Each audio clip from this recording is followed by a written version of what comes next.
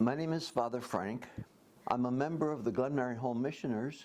I've been ordained now 61 years.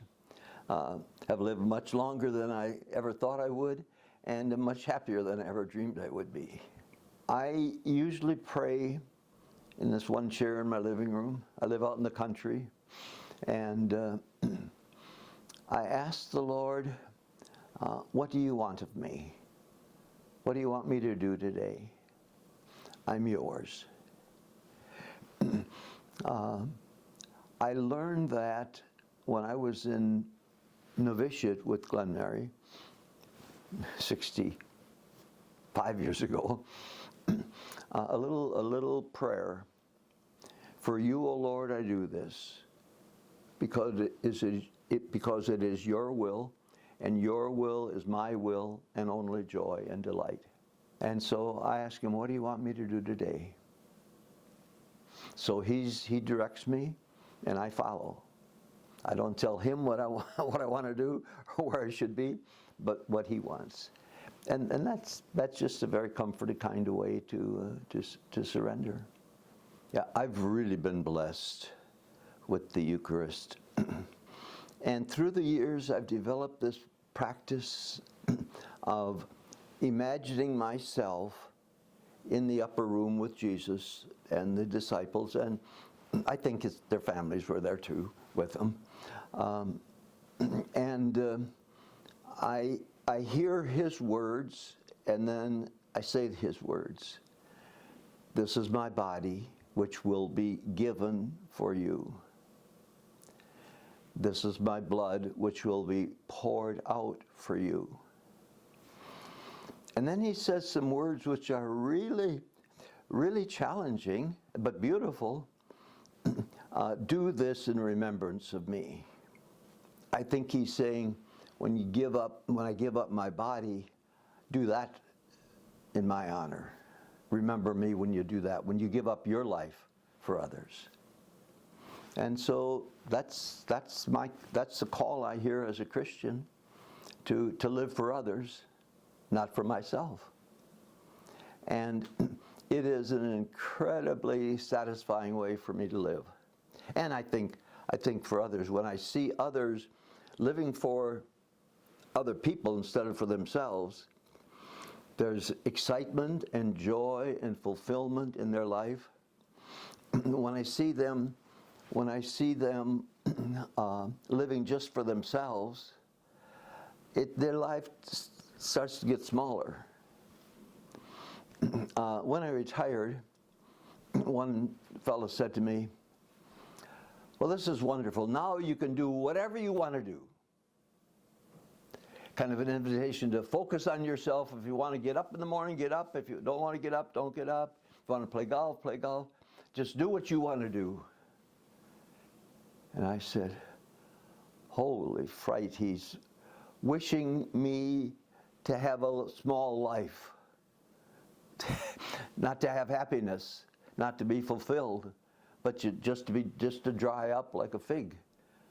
And I didn't want that at all. But I follow that teaching of Jesus to live for others. That's what he told us.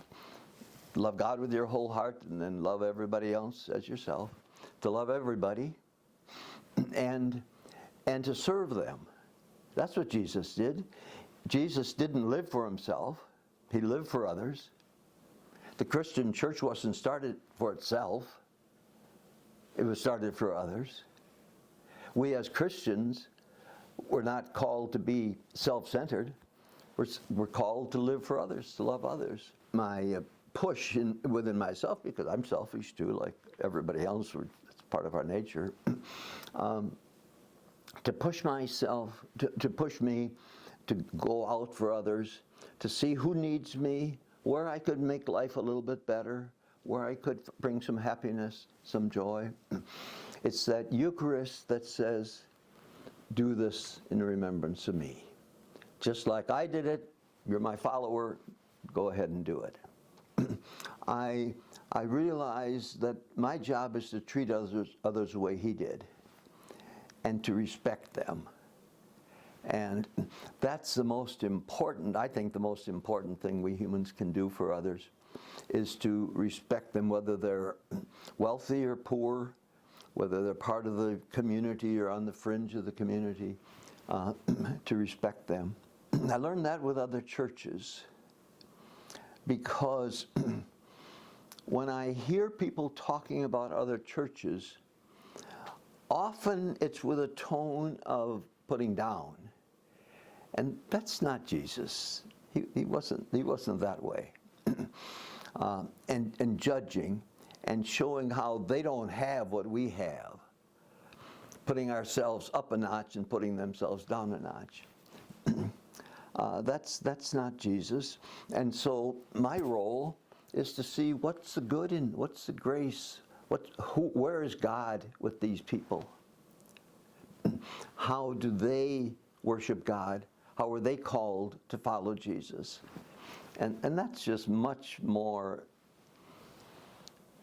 exciting and fruitful, because I don't find any fruit in when you judge